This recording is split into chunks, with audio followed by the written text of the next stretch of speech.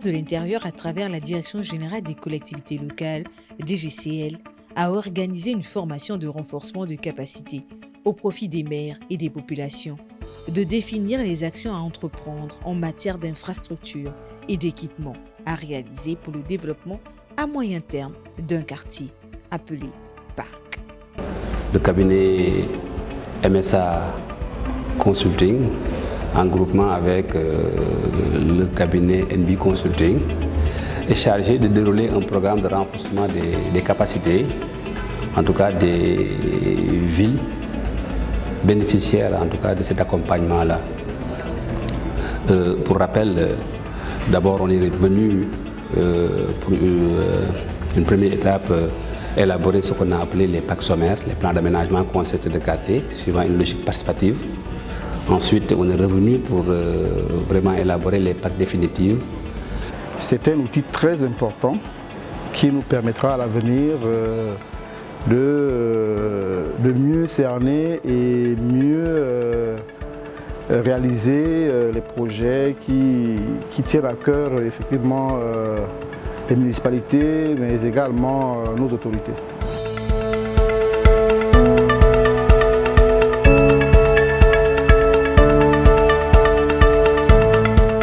Vous avez les résultats attendus en termes d'activité exploitée, vous avez les indicateurs, les données de référence, les cibles et les modalités de collecte de ces données-là.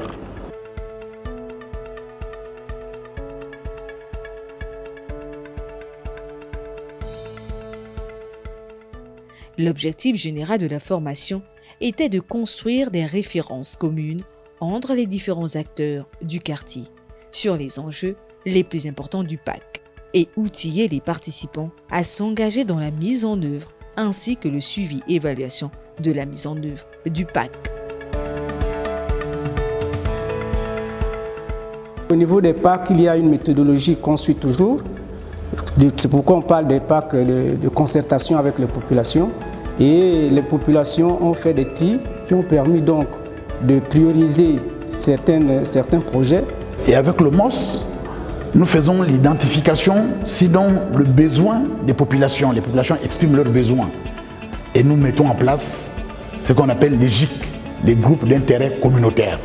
Et de ce groupe d'intérêt communautaire qui, autour d'eux, ils les regardent, qu'est-ce qu'ils ont besoin.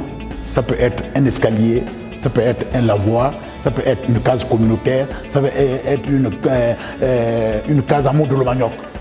Donc en ce moment, une fois qu'ils expriment le besoin, on leur explique comment ça doit se passer. Port-Gentil a bénéficié du PEDIL 2 depuis sa phase initiale, qui est le PEDIL 1. Donc Port-Gentil a bénéficié des voiries pavées, des micro-projets également, donc construction de cases d'écoute, construction de plateaux sportifs, mais également des PAC donc, qui ont été réalisés depuis la première phase.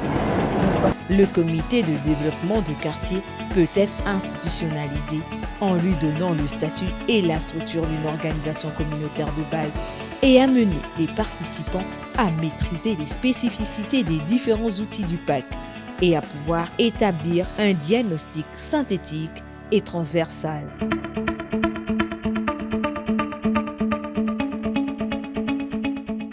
L'accompagnement pour l'État et les collectivités locales dans la mise en œuvre d'un plan de développement local PEDIL à travers les réalisations des infrastructures de développement local a permis aux populations de voir une amélioration dans leur quotidien.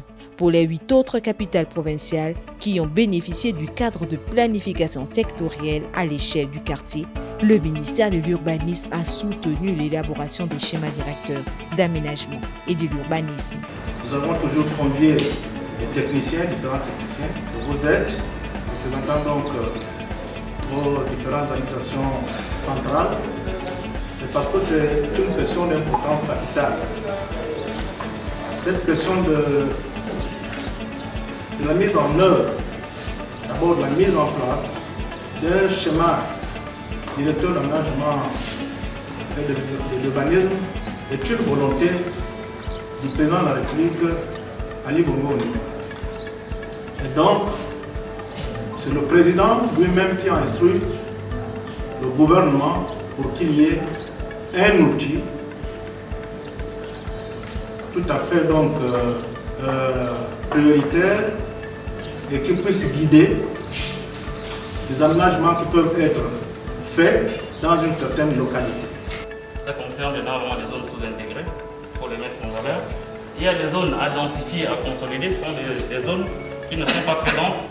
Parce que vous savez, lorsqu'on veut étendre une ville, quand on étend une ville, on étend également les réseaux de voirie ou électricité, ça coûte assez cher, donc il faut parfois essayer de densifier, que les gens aillent trop loin, ça va nécessiter dans les extensions des réseaux. Donc on va à ce niveau-là procéder donc à la densification et à la consolidation.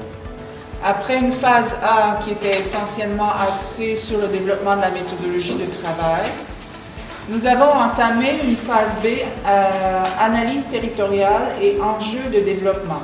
Et on a fait un atelier de concertation, de participation avec vous pour essayer de voir quelles étaient les forces, les faiblesses, les opportunités et les menaces, autant au niveau environnemental que l'économie, etc.